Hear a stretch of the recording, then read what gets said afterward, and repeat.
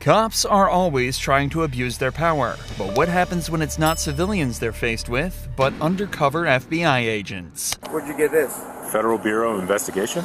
A U.S. Air Force specialist and ex-FBI agent was pulled over for having a slightly obstructed license plate. But when the cops found out who he was, they started to look for any reason they could find to get him arrested. How you doing, sir? Good. All right. What's up? Deputy Turner with the Sheriff's Office. The reason I'm stopping you is your plate's obstructed. Yeah. Whatever that thing's got, you got to take it off, okay? Okay. It's got to be visible within a certain distance. When you went to driving school and a cop pulls you over, what they tell you? Oh, you pull over when it's safe to do. No, you pull over immediately. Okay? Let me tell you this. Now, you pull over immediately. Sure. Because I don't know what you're doing inside this car. Sure. Yeah. Hiding guns.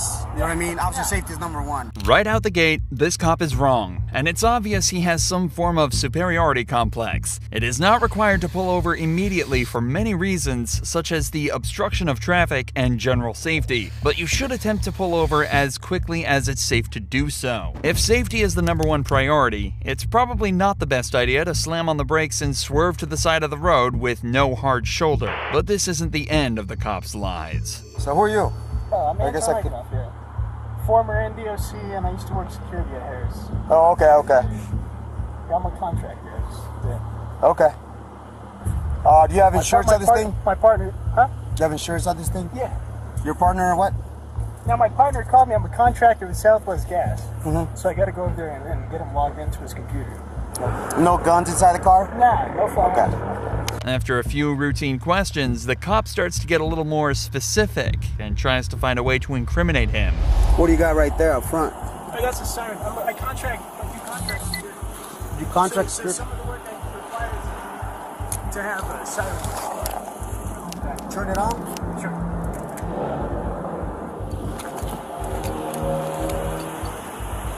It's got wheel bags in the back too.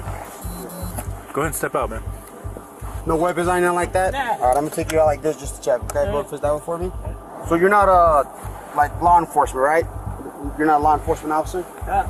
Okay, so you said you work security, right? Okay. I'm a security contractor. Copy. Whose car is it? Who? So I'm gonna put these on for now, okay? Because when relaxed, Why is it taking better.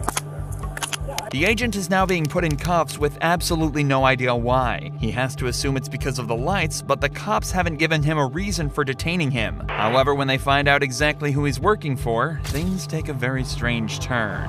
Why haven't you taken the lights off of there? No, I do contract work, so I have to have lights on this vehicle for some of the work. They shouldn't be that color though. Yeah, they shouldn't be red and white, brother. No, it depends on who you're contracting with. If you contract with law enforcement agencies, it's different. Which agencies do you contract with? The various ones. DOJ. Name some. DOJ? Sure. So you have a contract? DHS. I've worked for DHS, yeah. Okay, so do you have a government ID? I have a contractor ID. Yeah. Where's that? It's in my it's my hood. Where'd you get this? That's issued. Issue two. Federal Bureau of Investigation badge? So I'm gonna read you your rights too, okay? Sure. The cops now know exactly who he is, but that doesn't stop them from way overstepping their position and searching the agent without his permission. No guns, right? Yeah. Inside the car? Yeah. Okay. Who, because, like I said, man, too, this is money in. Put that back in, so I put it in the bag, okay? So the reason you're in cuffs, okay? Unless you're a sworn officer. I know in Nevada we guys do. Yeah, you're not allowed to have red and blues. Sure. Right? Because then you Sure. could easily impersonate Right. a police officer. Sure. So who issued this to you? My former employer. Your former employer? So you used to work for the FBI at one point? I've contracted with the Department of Justice and the FBI and other Here in Reno. Where's their office at or what? Resident agency. It's off of. It's next to Wells Fargo. It's right by the traffic circle.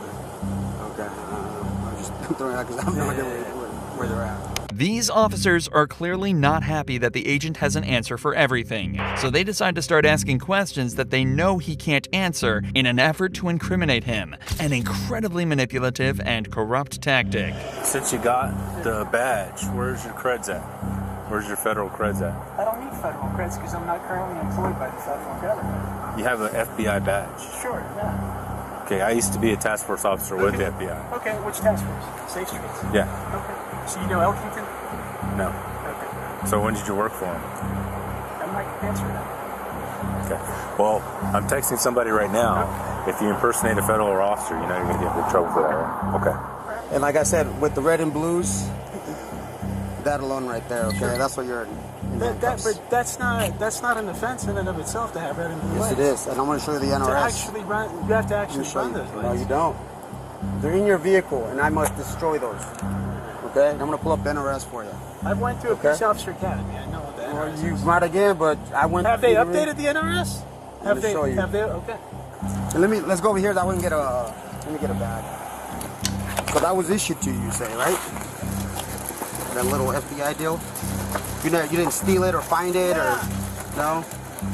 Remember again, their issue is with the lights on his car. The cops do not have the authority to search the agent here, so digging around in his pockets is completely unwarranted and illegal. The specifics in this case are admittedly a little blurry. It's illegal for a civilian to illuminate red and blue emergency lights on their vehicle, but this man never lit them up, and the times when he did, he was under contract with an official law enforcement agency. And if he only works part-time with the FBI, it would be wrong for him to identify as an FBI agent all the time. But he never did that, and as such, wasn't impersonating an agent. In this situation, the cops didn't detain him for committing a crime, they detained him because he could have committed a crime. It's the same thing as arresting a licensed gun holder because they could use the weapon for a robbery. However, the next case is much more clear-cut and shows the hilarious power trips cops can often find themselves on. I hope I don't see you get your ass whooped on the street, because I'm gonna drive the by, and you can tell your goddamn supervisor and everybody else I see.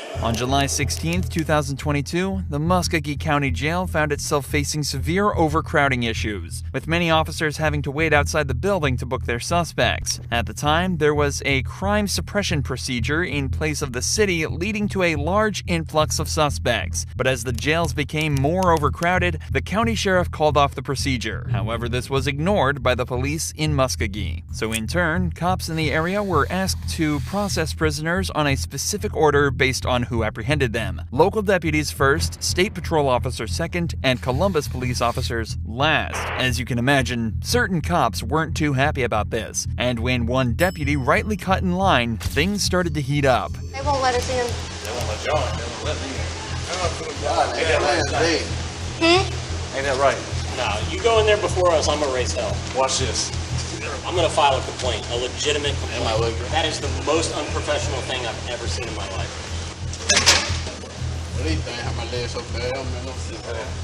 So wait a minute.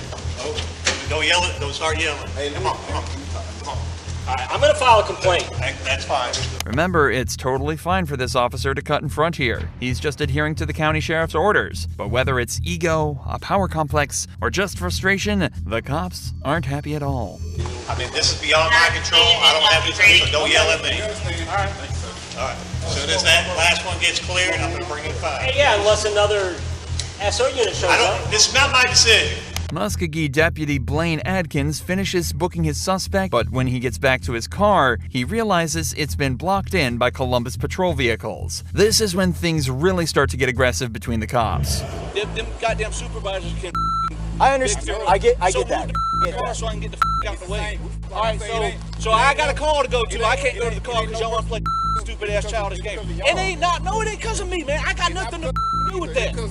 Sarge, I got nothing to do with that in there. It ain't my goddamn call. It's between the sheriff and the guy that works over there. It ain't got nothing to do with me. Move the goddamn car, or I'm gonna move myself. Go move it. How you gonna move it? Move the goddamn car, man. Move the car. Why? Huh? Huh? In that part. Y'all acting like a bunch of goddamn kids, man. Back it up so we don't have to bring it down. Listen, man, I'm only doing what my supervisor told me. I understand. This is ridiculous, and I hate that I'm dealing with this shit. But you're gonna have to talk to the sergeant over there. No, I'll be talking to the chief. Hey, Chief, I'm sorry.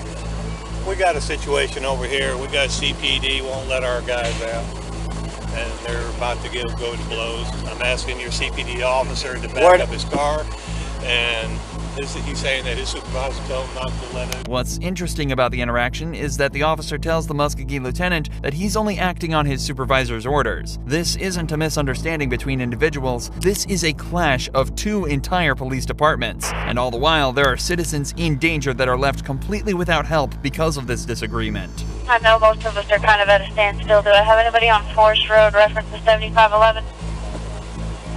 Hey, Sergeant. We're all standing on the wall at the jail. What car is it? Hey, move your car, bro. Fantastic. I try to get through, and they immediately halfway open and shut it on me. And I hear through there's a deputy standing behind the radio, that female officer's trying to get into the door. Do not let her in that door. Do not let any officer through that door. From PD. From the jailer. The jailers are saying that through their radio. So they won't even let us through the door. Tensions are at an all-time high between the cops, with sergeants even having to split cops up to avoid fights. I don't want to fight. Everybody in. Everybody in. So what do the cops do when they feel threatened? They bring out the handcuffs. It's pretty bad, dude. Because This is really that deputy was saying, I'm about to arrest you for obstruction. Yeah. To me. Yeah. This guy's got a call. But then my sergeant's telling me not to move. Right. I have this. And then when I started back, and he told me to stop again. What about arrested all of them for not doing their job? Right. I really wish it's not my car right there, dude. I'm gonna leave the keys in there, dude. I really not wanting to be a part of to get charged with a crime, dude, for a stand, dude. I'm telling you right now, bro. It takes over an hour and the arrival of the Columbus police captain to de-escalate the situation. In the end, all the suspects held by Columbus officers were released with a court summons despite having felony charges, and it was decided by the county sheriff and mayor that the Muskogee jail needed to be improved considerably. If you enjoy true crime videos like this, make sure you're subscribed to see more.